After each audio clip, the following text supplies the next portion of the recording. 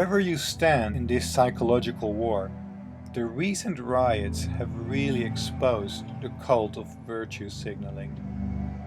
Let's have a brief look at this disgusting practice. We need to be very clear that virtue signaling is not real virtue. Virtue signalers need to be called out before we forget what real virtue is. Virtue signaling works just as all other doublethink mindfuckery tactics, doing exactly the opposite as what it pretends to be for. Like the fascists calling themselves anti-fascist, or the diversity scam, making everything the same for diversity. A complete oxymoron. But that's for another time. So let's look at some of the virtue signaling groups and how virtue signaling is a selfish act. As I said, virtue signaling is a selfish act. And to make it clear, I separated some different ways of how the virtue signal is used. The ones that use it to promote a narrative, mostly political. The ones that use it to defend themselves against the virtue mobs. The ones that really believe that they are virtuous. The ones addicted to the drug of virtue, and the cult of virtue. They all have a selfish reason for their virtue signal. The ones that use it to promote a narrative. They use the virtue signal as a political tool, activating do-gooders to follow a certain narrative, creating a virtue signaling mob that will ostracize and even attack you when you don't signal the same virtue. Most demonstrations are nothing more than huge signals of virtue to the collective. The ones that use the virtue signal to defend themselves against the virtue mobs. This group uses the virtue signal as a protective shield, not to be attacked by the virtue mob.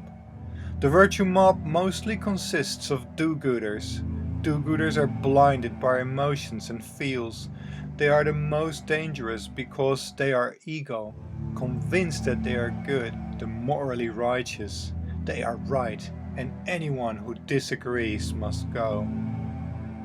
The ones that really believe that they are virtuous by just signaling. This group is controlled by ego, mind, arrogance. They are right, and everyone who doesn't recognize it will meet Karen. These do-gooders will search for victims or even create them, because they need victims to get their virtue signal out. The typical social justice warrior. When you expose them and take their virtue signal, they will get angry and vicious, like an addict, because you are taking away their feel-good drug. The ones addicted to the drug of virtue. These are addicts, without the belief that they are morally right. They just want the drug, the feel-good.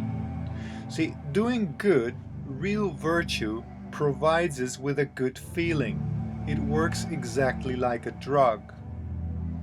Now imagine getting this feeling without actually having to do anything. Imagine you can get this good feeling by just sending a signal, a virtue signal. Virtue signaling is literally the cheapest and easiest drug available, and these people will do or destroy anybody's life to get their shot of virtue. And finally, the cult of virtue. See, leftism has successfully infiltrated and destroyed absolutely everything from within. From the knitting club, to sports, to religion, everything is now under their control. And their new religion is the cult of virtue and victimhood. Victimhood gets the highest virtue points, so there is a huge competition of being the biggest victim. And for the whites, who aren't allowed to be victims, they compete to be the biggest protector of the victim.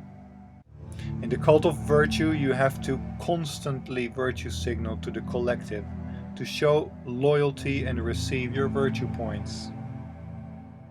We need to lama in mind that real virtue is without ego. and has no selfish goal.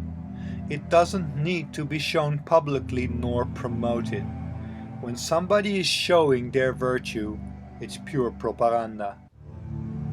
So to everybody out there, be virtuous, but don't signal. Take care and be well. Namaste.